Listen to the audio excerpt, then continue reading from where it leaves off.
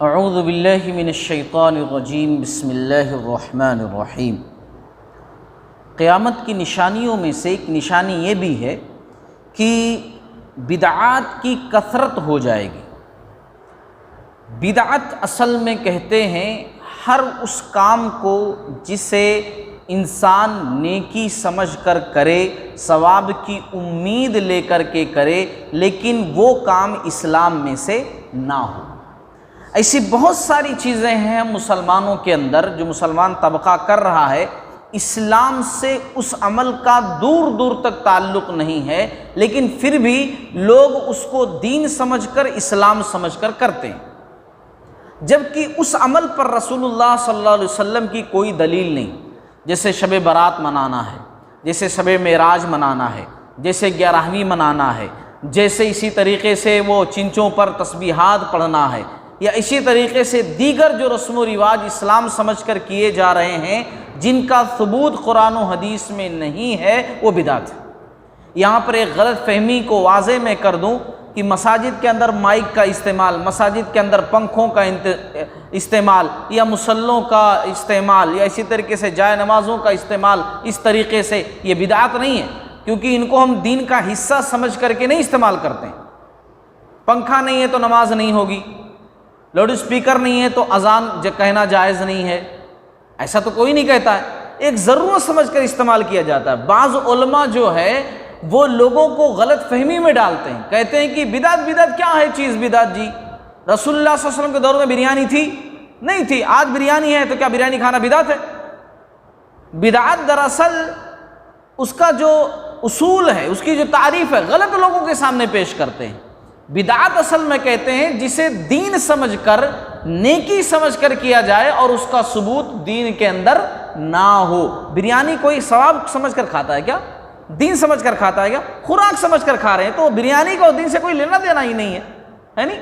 بہرحال بدعات کی کثرت ہو جائے گی۔ اللہ کے نبی صلی اللہ علیہ وسلم کی حدیث جو میرے سامنے ہے، صحیح بخاری کتاب الفتن کی حدیث ہے، اس میں مختصر سی بات ہے، اور بعض احادیث کے اندر مختلف طریقوں سے یہ حدیث اور یہ بات آئی ہوئی ہے کہ قیامت کے دن آپ صلی اللہ علیہ وسلم حوض کوثر پر بیٹھے ہوئے ہوں گے، امت کے لوگ، امتی پیاسے ہوں گے، سورج نزدیک آ جائے گا، جو ہے بڑی حالت خراب ہوگی تمام لوگوں کی، تو آپ صلی اللہ علیہ وسلم کے ہاتھوں حوض کوثر کا پانی پینے کے لیے لوگ جائیں گے۔ آپ صلی اللہ علیہ وسلم نے کہا میں اپنی امت کو پہچان لوں گا، کیونکہ ان کے وضو کے نشان چمک رہے ہوں گے، اسی لیے نمازیں ہم کو پڑھنی چاہیے، ورنہ پانی پینے کو نہیں ملے گا۔ وضو کے نشان جو ہے چمک رہے ہوں گے، ایک نشانی ہوگی امت محمدیہ کی، وہاں قیامت کے میدان میں لوگ آ رہے ہوں گے، فرشتے بیچ میں ٹھہرے ہوئے ہوں گے، وہ دیکھ کر کے بھیجیں گے، پورے لوگوں کو بھیجتے جائیں گے، بہت سارے لوگوں کو وہاں پکڑ لیں گے، بولیں گے نہیں آپ نہیں جا سکتے۔ آپ صلی اللہ علیہ وسلم دیکھیں گے کہ بھائی وضو کے نشان ہیں، جو نشانی ہونی چاہیے وہ ہیں، مگر پھر بھی ان کو روک لیا گیا۔ آپ صلی اللہ علیہ وسلم کہیں گے میری امت کے لوگ ہیں، آنے دو پانی پینے کے لیے، تو وہ لوگ کہیں گے اللہ کے حکم سے کہیں گے، فرشتے دراصل ہر چیز کا علم اللہ کو ہے، اللہ کے حکم سے فرشتے کہیں گے آپ کو نہیں معلوم آپ کے آنے کے بعد، یعنی دنیا سے چلے آنے کے بعد ان لوگوں نے دین کے اندر نئی نئی باتیں ایجاد کر دی تھی، نیا کام کرنا شروع کر دیا، جو آپ نہیں بتا کر آئے، جو آپ نہیں کر کے آئے، ایڈوانس میں کرنا شروع کر دیا کہ اس میں کیا برائی ہے، اس میں کیا برائی ہے، یہ بھی تو اچھا ہے نا، یہ بھی تو اچھا نا، خود سے ہی اچھائی کا ڈیفینیشن لے لیا، اپنے عمل کو عمل صالح بنا دیا۔ عمل صالح کی پہچان آپ کی حدیث پر نہیں رکھی، آپ کے بتائے ہوئے قرآن پر نہیں رکھی، بلکہ جو انہوں نے سمجھ لیا کہ یہ اچھا ہے، بس اس کو اچھائی کا سرٹیفکیٹ دے دیا۔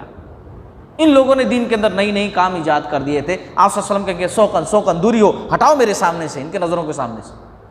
بدعتیوں کو آپ صلی اللہ علیہ وسلم نظروں کے سامنے سے ہٹا دیں گے، اور جس کو آپ صلی اللہ علیہ وسلم اپنے نظروں کے سامنے سے ہٹا دیں، پھر سوچو اس کا انجام کیا ہونے والا ہے۔ اسی لیے آپ صلی اللہ علیہ وسلم کہا کرتے تھے کل محدثۃ بدعہ،